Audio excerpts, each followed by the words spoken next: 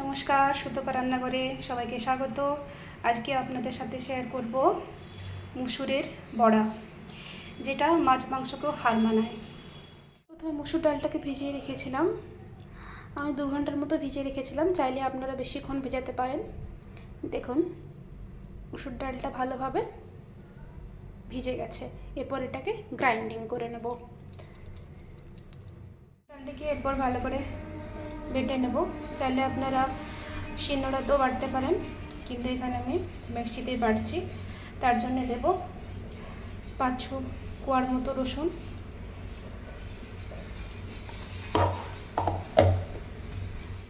এভাবে একটি সুন্দর পেস্ট বানিয়ে নিতে হবে। দেখুন, পেস্টটা কিন্তু এরকম হবে। এরপর এটা তেলে ভেজে নেব। কড়াইয়ে তেল ঢেলে দিয়েছি, তেল গরম হয়ে গেছে। এরপর একটা একটা করে মুসুরের ডাবাগুলো ফেলবো, ভেজে নেব ভালো করে। খুব সুন্দর করে কিন্তু ভাজতে হবে।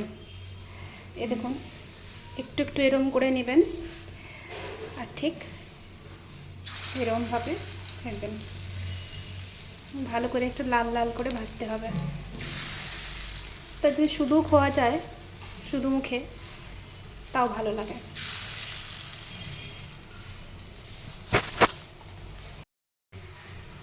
দেখুন, ভাজা হয়ে গেছে।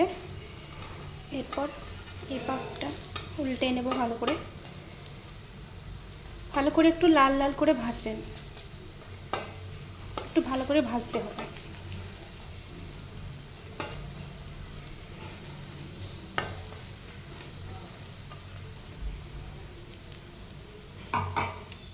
এরপর ভালো করে পেঁয়াজ, রসুন, আদা এবং কাঁচা লঙ্কা বেটে নেব।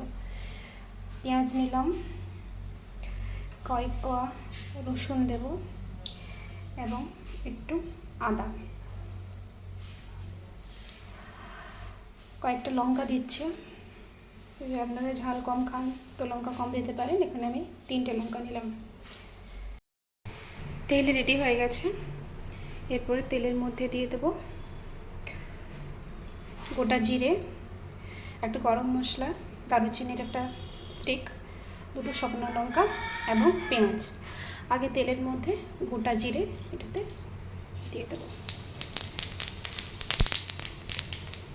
তারপর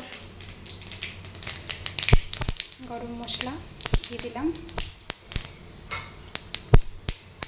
ভালো করে নেড়ে নেব।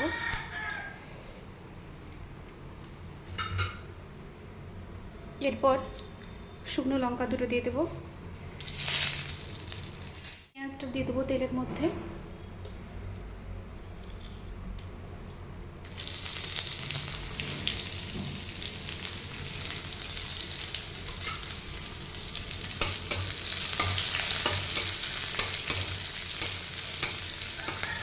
পেঁয়াজটা একটু লাল লাল হয়ে গেলে তারপর এটা আদা, রসুন, পেঁয়াজ এবং টমেটো পেস্ট করা আছে এর মধ্যে দিয়ে দেবো। পেঁয়াজটি লাল লাল হয়ে গেছে। এরপর পেস্টটি ওর মধ্যে দিয়ে দেবো।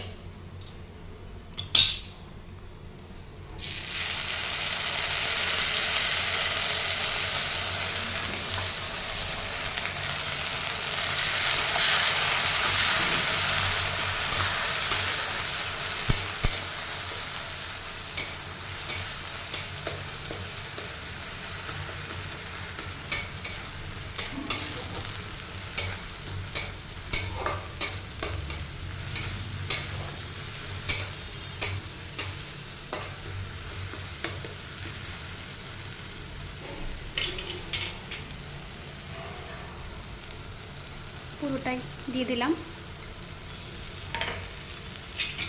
এরপর এটাকে একটু ভালো করে ভাজতে হবে।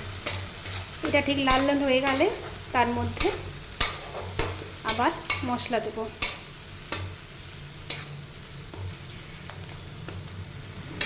দেখুন, ভাজা হয়ে গেছে।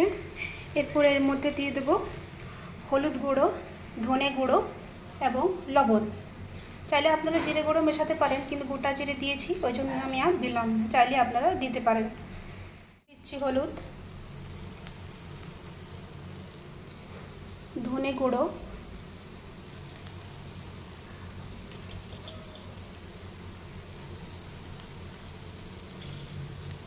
লবণ,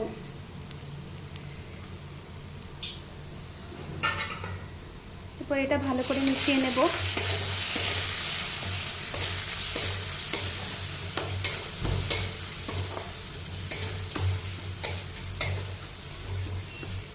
সামান্য জল দিলাম যাতে মশলাটা ভালো করে মেশে। একটু হালকা ফুটে গেলে এরপর জল দিয়ে দেবো।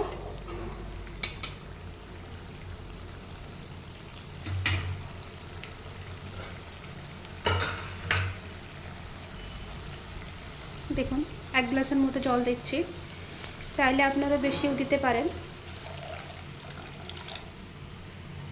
আবার কমও দিতে পারেন। আসলে এটা কি বলুন তো, জল টানে খুব, ওই জন্য যারা একটু ঝোল খেতে পছন্দ করেন তারা অবশ্যই একটু জল দেবেন, আর যারা ঝোল পছন্দ করেন না তারা অল্প দিলেই হবে। এবার এটা ভালো করে ফুটে গেলে মুসুরের ডাবাগুলো এটার মধ্যে ছেড়ে দেব।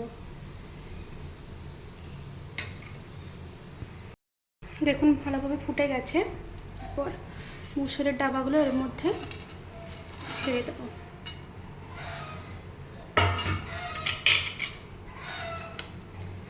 এটাকে ভালো করে 5 মিনিটের মতো ফোটাবো যাতে জলটা ভালো করে মিশে যায়। ঠিক আছে ভালোভাবে, এরপর ধনে পাতা দিয়ে নামিয়ে নেব।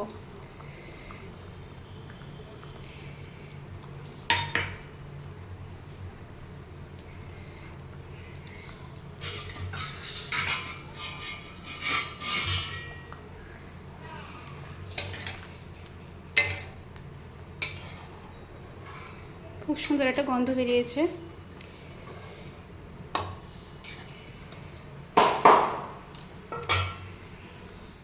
দেখুন বড়াগুলোকে আপনাদের দেখাই, খুব সুন্দর নরম হয়েছে এবং জলে ফোটানোর ফলে এটা কিন্তু ভালোভাবে সিদ্ধ হয়ে গেছে।